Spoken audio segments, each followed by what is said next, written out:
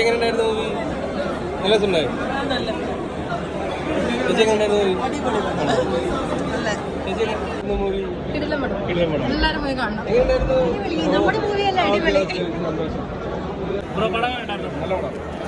Performance അടിപൊളിയാണ്. ACP ആയിട്ട് വന്ന പുള്ളി അടിപൊളിയായിട്ട്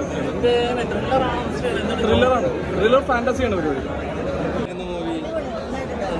ചേച്ചി വിൽസനൊക്കെ എങ്ങനെയുണ്ടായിരുന്നു? മാഡം എങ്ങനെയുണ്ടായിരുന്നു?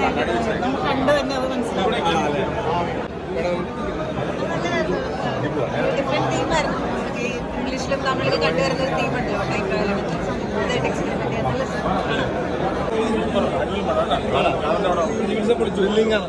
ആദ്യം അവസാനം ഒരു നിമിഷം പോലും പോകാനില്ല. കാണുന്നത് തിയേറ്ററിൽ നിന്ന് കാണുന്ന പടം തിയേറ്ററിൽ തന്നെ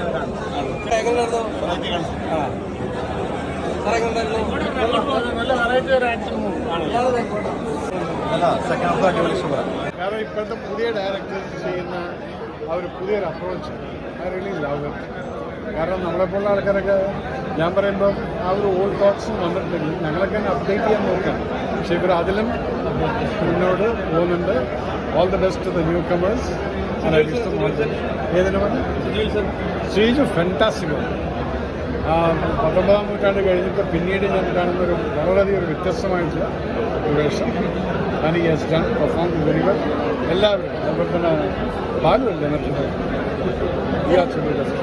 ആക്ഷൻ ഓറിയന്റഡ് എന്റർടൈൻമെന്റ്.